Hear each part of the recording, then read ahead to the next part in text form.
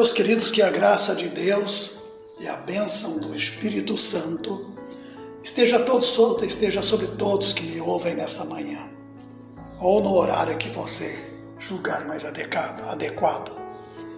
Meus queridos, estamos diante de Deus para louvar o seu nome, bendizer a sua santidade e honrá-lo como Senhor das nossas vidas.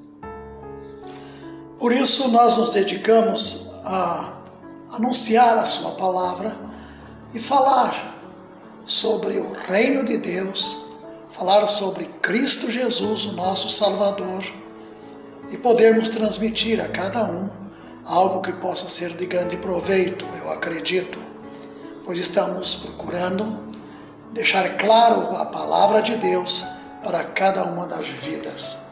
Por isso, meus queridos, aqui estamos para hoje pensarmos na palavra do Senhor. E pensando nesta palavra, gostaria de ler com vocês hoje em Mateus capítulo 13, verso 45 a 46, dois versículos interessantes. O reino dos céus é semelhante ao homem negociante que busca pérolas.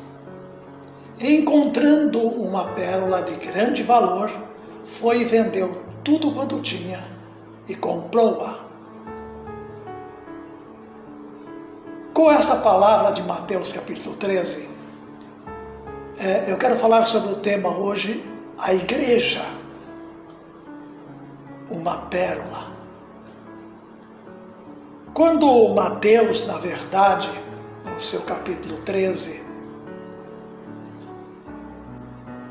o que ele quis dizer? O Senhor Jesus emprega uma ilustração da pérola preciosa para falar do conjunto e da unidade de todos os seus resgatados. Notemos que Cristo, na verdade, nos olha como uma pérola. E essa pérola é muito valiosa e representa a igreja, da qual todos os crentes, desde Pentecostes, fazem parte. Notemos que, se pararmos um pouco, o Senhor Jesus sempre está falando que a igreja é uma unidade. Talvez você possa pensar, o templo? Não estamos falando do templo. Nós estamos falando de um prédio que exibe a carnalidade e os recursos financeiros de uma entidade religiosa. Jesus não se preocupou com isso. Paulo não se preocupou com isso. É verdade que tínhamos em Jerusalém o templo até ser destruído no ano 70 pelo general Tito. E reuniam-se ali os mestres da época e aqueles que vinham para aprender. Porém, notemos que, mesmo entre eles, havia uma grande diferença. Havia uma grande disputa entre conhecimentos e interpretação e avaliação humana. Quem realmente faz parte de nós e quem não faz? São judeus, fariseus, praticantes? Ninguém mais podia fazer parte se não fosse desse grupo. E parece que as coisas não mudaram muito. Nós notamos a igreja hoje de Jesus formada por um grande retalho. Talvez você diga, mas havia muitas igrejas também no tempo de Cristo. Sim, como o Apocalipse relata, a igreja das 7 igrejas da Ásia, mas eram igrejas que estavam estabelecidas em uma determinada cidade. Pérgamo, Tiatira e outros lugares. Mas agora para aí um pouco para pensar. Não era um retalho da igreja. Não era um retalho da igreja. Mas estavam ali para representar Jesus no seu grande sacrifício. A igreja da Macedônia, a igreja de outros lugares mais, tanto citado por Paulo, que foi um dos grandes missionários da época, levando a palavra de Deus a vários lugares em origem. O Senhor Jesus, na verdade, não estava querendo isso. Ele, na verdade, olha quando expressa essa parábola gloriosa, dizendo da unidade, da perfeição, falando das lutas da igreja e da forma como ela devia se formar para ter um grande valor. O que é, na verdade, uma pérola e qual a sua origem a que Jesus se referia?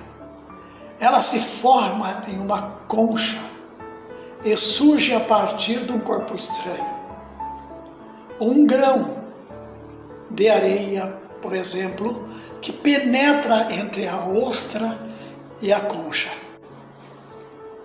O animal se defende desse intruso que invadiu o seu espaço. Ele produz um nácar e, o cobrindo com várias camadas dessa substância, assim pouco a pouco a pérola se forma. Sempre. Agora, é interessante, quando nós estamos nos caminhos do Senhor, pelo menos entre aspas, gostaríamos que tudo funcionasse segundo a nossa mentalidade. Mas isso não é possível. Isso não é possível. Como num lugar com 50, 100, 200 pessoas, todos vão ter agora a mesma mentalidade. A Bíblia recomenda que esse grupo deve ter, sim, a mesma fé, o mesmo Deus em quem adorar, o mesmo Senhor a quem se reverenciar e exaltar e adorar. Tenhais todos o mesmo pensamento, é o que a Bíblia nos convida. Mas eu preciso mais do que nunca entender que eu sou um pequeno grão de areia dentro de uma ostra. E agora há uma guerra da ostra contra aquele pequeno grão de areia que ali penetrou. A igreja sai de um mundo para começar a mudar a sua vida e ter uma nova formação. Por isso a Bíblia chama de novo nascimento. E nesse novo nascimento, nós nos tornamos um intruso. Tornamos-nos um intruso no meio do povo de Deus. Mas eu quero mudanças, eu não vou sair daqui. Eu quero mudanças na minha vida e preciso de todos eles para que, na verdade, eu possa ser útil. E dentro dessa grande guerra, muitas vezes sendo rejeitado, muitas vezes não sendo nem compreendido, muitas vezes as pessoas viram as costas, e incrível que pareça, mesmo entre o povo de Deus há essas coisas, chamados povos de Deus, porque a Bíblia é muito clara, nem todo aquele que me diz Senhor, Senhor entrará no reino dos céus. E ela começa a produzir substâncias novas, e pouco a pouco essa pérola valiosa e valorosa que Deus começa a formar na sua vida, mesmo naquele lugar tão inadequado, mesmo naquele lugar tão espinhoso, tão agressivo, até podemos chamar. Sempre as pérolas foram consideradas joias valiosas. Por quê? Ao contrário das pedras preciosas, a pérola não precisa ser lapidada para manifestar sua beleza. Ela é obra de Deus, o Criador. Nas mãos, mas humanos só poderiam danificá-la. Nas mãos humanas ela seria danificada, seria estragada. Toda a sua beleza e os seus valores estão por ser uma criação divina perfeita. Então paremos um pouquinho aqui nesta metáfora, nesta ilustração para a igreja. O ser humano não é capaz de fazer nem de destruir essa maravilhosa unidade dos salvos. Sua verdadeira beleza será visível quando o Senhor Jesus vier arrebatá-la e se manifestar com ela em glória. Por isso que eu preciso te chamar a atenção. Que não sejam as lutas, que não sejam as contrariedades de grupos, não seja a rejeição da sua opinião ou do seu parecer que deve levá-lo a abandonar a graça de Deus, onde você se reúne com o povo de Deus. Quando o Senhor vier, Ele vai levar as suas pérolas. Não importa onde você esteja, não há lugar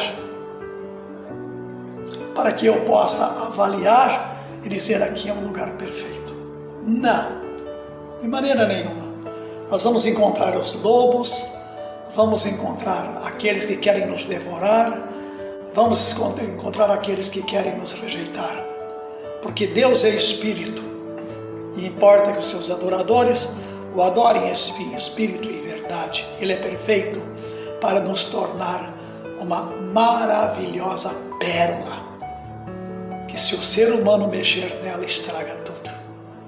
O grande problema é que nós somos carnais. Quem nos ministra também é carnal. As pessoas que frequentam o mesmo ambiente que nós, dizendo ser pessoas transformadas, também são carnais. E talvez ainda não passaram pelo novo nascimento, uma verdadeira conversão para alcançar a graça e a misericórdia de Deus. Meus queridos, a concha com a pérola deve ser buscada no fundo do mar. É uma ilustração da maneira como tem sido arrancada do mar das nações para pertencer somente a Jesus. Nós somos tirados do fundo do mundo de ilusões e mentira e somos transportados para Jesus, para pertencer só a Ele. Por isso eu tenho que te dizer, o importante não é o que está em volta de você. Não olhe para eles, olhe apenas para dentro de si mesmo e busque a transformação em Cristo. Não importa o que pensam, o que deixam de pensar, o pensamento de ninguém vai mudar a minha vida. Quem muda a minha vida é Jesus Cristo. E eu te desejo paz, te desejo vida longa para aprender e se tornar uma pérola valiosa na presença de Deus. Que Deus o abençoe. Quero que você tenha um bom dia e pense nisso com amor em Jesus, deixando Ele reinar sobre o teu coração.